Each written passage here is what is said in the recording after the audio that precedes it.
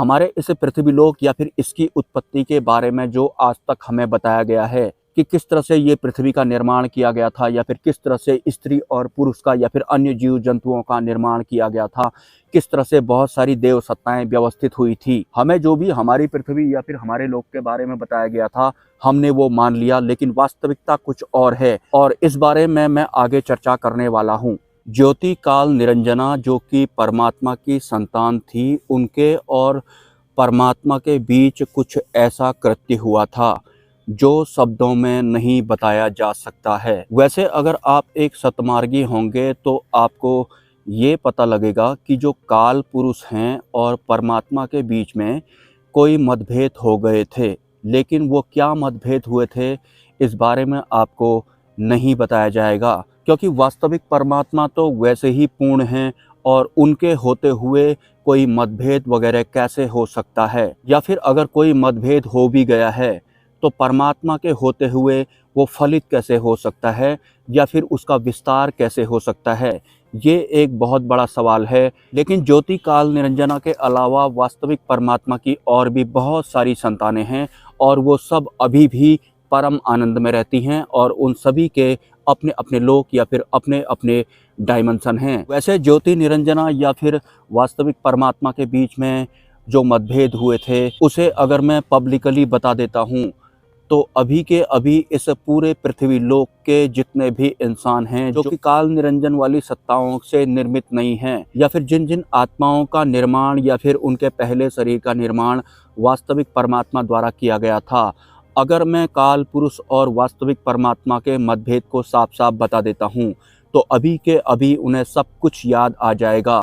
लेकिन ऐसा करने की परमिशन मुझे नहीं है। लेकिन मतभेद कुछ ऐसा था कि शब्दों में बताने जैसा बिल्कुल भी नहीं है। हालांकि अगर मुझे कोई संकेत मिलेंगे तो मैं आने वाले समय में उस संवाद को साफ साफ पब्लिक के सामने बता दूंगा। लेकिन फिर भी आपको मोटा मोटा ये पता लगता है जो काल और ज्योति निरंजना है वो ब्रेन एनर्जी और मन वाले तत्व वाले हैं, मतलब इन दोनों का ही वो जोड़ हैं। तो परमात्मा की सृष्टि में ब्रेन ने बहुत सारी आत्माओं को जो कि परम आनंद में थी उनको आकर्षित करने का काम किया था या फिर हिप्नोटाइज करने का काम किया था, और वहीं दूसरी तरफ जो मन तत्व था उसने उनको वो सब मनवाने का काम भी किया था। मतलब परमात्मा के विपक्ष में खड़ा करने का काम मन ने किया था, मनवाने का काम मन द्वारा किया गया था और आकर्षित करने का काम ब्रेन द्वारा किया गया था। तो अभी तक आपको ऐसा सुनने को मिला है कि काल निरंजन ने परमात्मा के सामने उनकी ही सृष्टि में मनमानी करना शुरू कर दिया था और अपने हिसाब से निर्माण करना शुरू कर दिया था। इसके साथ ही जो बुद्धि और मन की सत्ताएं थी, जब इन दोनों तत्वों की एक्सीडेंटली उत्पत्ति हो गई थी तो इन दोनों तत्वों का विस्तार परमात्मा की सृष्टि में ही होना शुरू हो गया था। और हमारे इस मृत्यु लोक में जिस तरह के धोखा या फिर छल या फिर भेद या फिर और भी कई तरह की जो नेगेटिव ऊर्जाएं होती हैं, धोखा देने वाली या फिर छल करने वाली, तो इनका ये सब विस्तार परमात्मा की सृष्टि में भी होना शुरू हो गया था। हम सब दृष्टा रूप में ये सब देख रहे थे, मतलब हमको भी ये सारे रहस्य पता हैं। और जो परमात्मा है वो पूर्ण है और वो बहुत ही ज़्यादा सरल हैं। भले ही उन्होंने इस पूरी दुनिया को बनाया हो, सभी ऊर्जाएं बिना उनके नहीं बन सकती हैं। परमात्मा ऐसे नहीं है कि किसी ऊर्जा का निर्माण उनके द्वारा या फिर उनकी संतानों द्वारा हुआ है तो फिर वो उन ऊर्जाओं का इस्तेमाल करेंगे। वो कुछ कुछ चीज़ों को या फिर विषयों को ऐसे ही छोड़ देते थे, मतलब हर विषय में वो दखल अंदाजी नहीं करते हैं। बस वो बहुत ज़्यादा सरल हैं, वो इतने ज़्यादा सरल हैं कि बुद्धि से आप उन्हें समझ नहीं पाएंगे और मन की तो बात ही अलग है। तो परमात्मा ने काल ज्योति निरंजना को जब सृष्टि का निर्माण करने से मना किया था क्योंकि बुद्धि और मन के साथ छल और क्रोध का भी विस्तार हो रहा था, अहंकार का भी विस्तार हो रहा था। इस वजह से परमात्मा ने इनको सृष्टि बनाने से मना किया था। लेकिन उसके बाद परमात्मा की ही संतानों द्वारा छल भी किया गया था। इस बारे में मैं पूरा नहीं बताना चाहूँगा। परमात्मा जिनकी वजह से ये सब कुछ है, उनकी ही संतान द्वारा उनसे छल किया जाना और इन सब में उन आत्माओं का भी परमात्मा के खिलाफ खड़ा हो जाना या फिर काल ज्योति निरंजना का सपोर्ट करना, ये एक इतना छोटा सा कृत्य नहीं था। वरना परमात्मा जिसकी वजह से सब कुछ है और जिनकी वजह से कुछ भी नहीं भी है, और वो चाहे तो किसी को भी मिटा सकते हैं और किसी को भी बना सकते हैं, क्योंकि परमात्मा की जो सृष्टि होती है या फिर जो भी वो निर्माण करते हैं वो कभी मरता नहीं है, उसकी मृत्यु नहीं होती है। और उन्हें कुछ भी निर्माण करने के लिए कुछ करने की जरूरत नहीं पड़ती है। अपनी व्यवस्था के हिसाब से वो जैसा सोच लेंगे, हालांकि वो सोचना नहीं होता है, तो वो उसी वक्त बन जाता है, जैसा भी वो चाहे वैसा बन जाता है। और ऊपर से वो अमर भी होता है, जैसे कि उन्होंने हमारा पहला शरीर बनाया था तो वो भी अमर होता है। लेकिन इसका बिल्कुल भी ये मतलब नहीं है कि परमात्मा ने इस पूरे ब्रह्मांड को बनाया है, इसके अंदर जितनी भी ऊर्जाएं हैं या फिर जितनी भी चेतनाएं हैं वो बनाई हैं, तो वो अहंकारी होंगे या फिर उन्हें क्रोध आता होगा। वो बनाकर बस छोड़ देते हैं और वो किसी को रोकते भी नहीं हैं। मतलब वो बहुत ज़्यादा सरल हैं। वैसे सरल ये बुद्धि और मन कभी हो ही नहीं सकते थे। इन्होंने सृष्टि बनाने की जिद कर डाली। जब परमात्मा ने मना किया तो इन्होंने छल भी किया था, और भी जो जो हमारे इस संसार में होता है, जो भी किया जाता है, वो सब इन्होंने परमात्मा की ही सृष्टि में करना शुरू कर दिया था। उसके बाद ही परमात्मा ने ज्योति निरंजना को दूसरे आयाम में फेंक दिया था, या फिर इनको बहुत बड़ा स्पेस दे दिया था। लेकिन तब से लेके आज तक परमात्मा इनसे मिलने नहीं आए हैं। खरबों वर्षों तक ये तपस्याएं करते रहते हैं, मतलब उन्हीं परमात्मा के लिए ये तपस्या भी करते हैं, लेकिन वो इनसे ही मिलने नहीं आते हैं। बाकी इनकी सृष्टि में जो अन्य जीव होते हैं या फिर जो इंसान होते हैं, जिनको परमात्मा चुन लेते हैं या फिर जिनको उसी वास्तविक सत्य को पाने की चाह होती है, उनसे वो मिल लेते हैं और बुद्धि और मन को पता भी नहीं लगता है।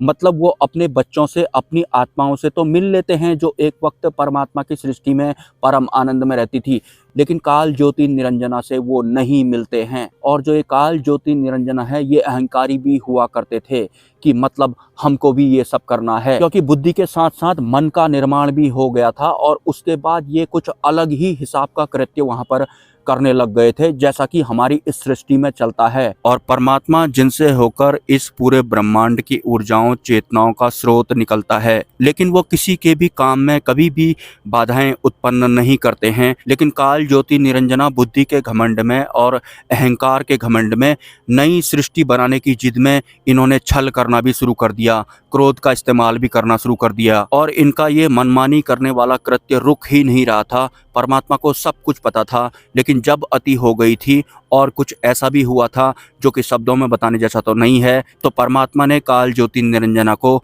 एक नए स्पेस के साथ अपने डायमेंशन से बाहर कर दिया था, और उसके बाद जाकर हमें एक नई सृष्टि के बारे में बताया जाता है। ये सिर्फ अपनी वाली सृष्टि के बारे में बताया जाता है, अपने वाले ब्रह्मांड के बारे में बताया जाता है, वरना इस अनंत ब्रह्मांड में तो ब्रह्मांड भी अनंत हैं। मतलब वास्तविक परमात्मा अगर सिर्फ सोच लेते हैं, हालांकि वो सोचते नहीं हैं, उनकी व्यवस्था अलग है, तो खरबों की संख्या में ब्रह्मांड बन जाते हैं। लेकिन अहंकार के घमंड में काल ज्योति निरंजना रुकने का नाम ही नहीं ले रहे थे।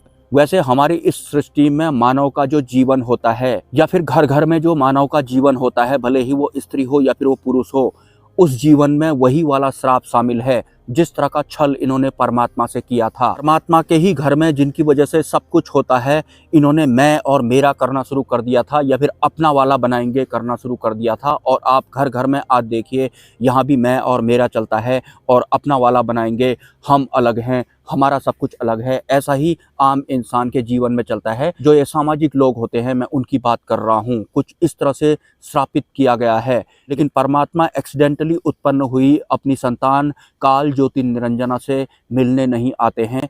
इनके बच्चों से मिलने वो कभी कभार आ जाया करते हैं, और गुप्त रूप में मिलने वो आते हैं, क्योंकि परमात्मा को पता है कि जितने भी मेरे बच्चे परम आनंद में थे, सबके सब इनके सपोर्ट में नहीं थे। किसी किसी को इन्होंने हिप्नोटाइज कर दिया था और मन का सहारा लेकर मनवा दिया था, मतलब अपने सपोर्ट में खड़ा कर दिया था। तो परमात्मा सब कुछ जानते हैं, तो वो सिर्फ उन्हीं बच्चों से मिलने आते हैं जो सिर्फ अपने उसी वास्तविक परमात्मा को प्राप्त करना चाहते हैं, जो परमात्मा के लिए रोते हैं, छटपटाते हैं। और ये बात बिल्कुल सच है। परमात्मा जब भी इस वाले आयाम में आते हैं, तो इस आयाम में जिस भी तरह की व्यवस्थाएं चलती हैं, या फिर जिन भी व्यवस्थाओं के साथ एक आम इंसान सरवाइव करता है, जिसमें कि बुद्धि, मन, या फिर हमारा ये शरीर होता है, या फिर हमारी मान्यताएं और धारणाएं होती हैं, या फिर अन्य तरह का जो भी होता है, वो इन सब से हट कर आते हैं। मतलब बुद्धि और मन को तो पता लगता ही नहीं है, और एक आम इंसान जो भी डिसाइड करता है, बुद्धि के हिसाब से करता है, और उसके मन को जो अच्छा लगता है उस हिसाब से वो करता है। परमात्मा इन दोनों के अंदर में आते ही नहीं हैं। वो इंसान के ही शरीर में, जो उन्होंने पहला शरीर अपने बच्चों का बनाया था, उस वाले सिस्टम के तहत अपने बच्चों से बात करते हैं। तो जब परमात्मा द्वारा काल ज्योति निरंजना को अपनी सृष्टि से बाहर कर दिया गया था, या फिर टर्मिनेट कर दिया गया था, तो तो उसके बाद इन्होंने अपने स्पेस में या फिर अपने आयाम में नई सृष्टि की रचना की थी, और जो भी आत्माएं इनकी सपोर्ट में खड़ी हुई थी इन्होंने उनका भी विस्तार कर दिया था। उसके बाद इंसान के रूप में जब हम इस पृथ्वी लोक में सरवाइव करने लगे तो हमें ये बताया गया कि इस पृथ्वी की उत्पत्ति ऐसे हुई थी, इतने भगवानों का इसमें हाथ है, स्त्री का निर्माण ऐसे किया गया था, पुरुष का निर्माण ऐसे किया गया था। और जो हमें इस पृथ्वी की उत्पत्ति के बारे में या फिर परमात्मा के बारे में बताया गया था हमने वो सब मान लिया, लेकिन वास्तविकता कुछ और है। जब काल ज्योति निरंजना को परमात्मा ने अपनी सृष्टि से बाहर कर दिया था, टर्मिनेट कर दिया था, उसके बाद इन्होंने जो अपनी वाली सृष्टि का निर्माण किया था उस बारे में इन्होंने बताया है कि इस पृथ्वी का निर्माण ऐसे हुआ था, स्त्री का निर्माण ऐसे हुआ था, पुरुष का निर्माण ऐसे हुआ था। सुख दुख में क्या करना है, या फिर दुख हो जाए आपको तो आपको आध्यात्मिक हो जाना है, आपको इस तरह से साधनाएं करनी है, इबादत करनी है। और वास्तविक परमात्मा और काल ज्योति निरंजना के बीच में जो भी मतभेद हुआ था उस मतभेद को इन्होंने परमात्मा की उन आत्माओं को कुछ भुला दिया था, नए नए शरीर बनाकर, और उन्हें ये बताया गया कि पृथ्वी का निर्माण ऐसे हुआ था और ये आदि और अनंत हैं। जबकि इन्होंने अपनी वाली पृथ्वी या फिर अपने वाले सृष्टि के बारे में ही हमें बताया था, उससे पहले की कहानी आपको नहीं बताई गई है। वास्तव में इन्होंने अपनी वाली सृष्टि की उत्पत्ति के बारे में बताया था, उससे पहले की कहानी अब जाकर आपको पता लग रही है। लेकिन एक बात मैं आपको दोबारा से बताना चाहूँगा, काल ज्योति निरंजना ने परमात्मा यानी कि वास्तविक सत्य से अपनी सृष्टि बनाने की जिद में छल भी किया था, धोखा भी किया था। जिस तरह के विकार वगैरह हमारी इस सृष्टि में चलते हैं वो सभी हथकंडे इन्होंने अपनाए थे, वो भी वास्तविक परमात्मा की सृष्टि में, उन्हीं के सानिध्य में, और हमने ये सब देखा था क्योंकि परमात्मा ने हमारा पहला शरीर बनाया था। लेकिन जैसे ही हम एक नई सृष्टि में आते हैं हमें सब कुछ भुला दिया जाता है और हमें इस ब्रह्मांड की उत्पत्ति के बारे में बताया भी जाता है।